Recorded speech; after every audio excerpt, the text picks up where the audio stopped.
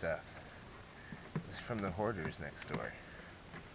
And it's got some nice features here. Fits the Quanum goggles pretty good. And what we're going to do is we're going to build our ground station to it because it has metal hinges. Unlike the other one that I had that had plastic vinyl hinges, this is a fiberglass type case and it's got metal hinges riveted on there, so pretty strong. Should probably put some backpack straps on it. It's got already rings on the side. It has a lock, sort of. I don't have a key. I'm not sure what kind of lock that is. It's a Sony lock, I guess. Nonetheless, fits the Quanum goggles really well, and it would fit my transmitter as well, which might be a good idea. But I still have to carry the quad. I have to glue this back on. You see the metal trim here, but it is a two-piece, so it's been bent together there, right on the hinge, which is probably the strongest place considering it has a rivet on each side. Sony knew what they were doing, I think, back in the 80s or 90s when they made this. It's probably the 80s, I guess. 90s, maybe early 90s. I figured out how to fix the Quanum goggles for good.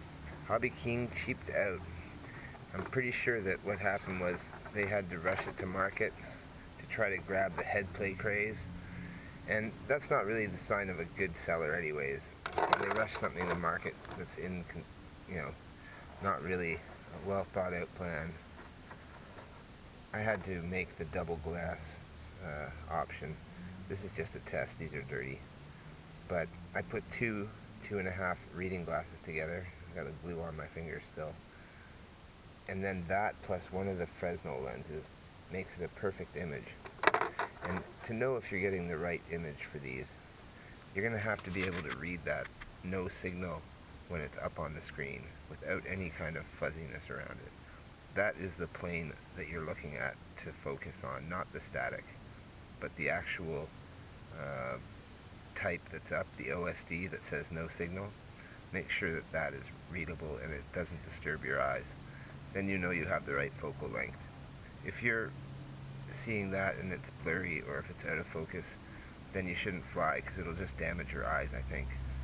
And you'll be flying compensating for the horrible LCD that's, not the horrible LCD, but the horrible Fresnel lenses that are provided. They should be thick glass or thick Fresnel lenses, which is difficult to manufacture, I'm sure. So, and it would cost a lot more money. Otherwise, V2s have to be moved out, so you'd have to move the monitor back about 2 inches to use the stock Fresnel lens. Unless you have eyesight so different than others that you see it focused, then fine, that's great. But for average eyesight, you're going to have to get reading glasses and double up the lenses and use that plus the Fresnel lens. Maybe that alone might help, but I had to use the Fresnel lens as well. And now I can read the OSD writing on the screen when it's turned on. That's my tip. V2 solved. Out to the field to fly them tomorrow, and we'll test out the concept. See ya.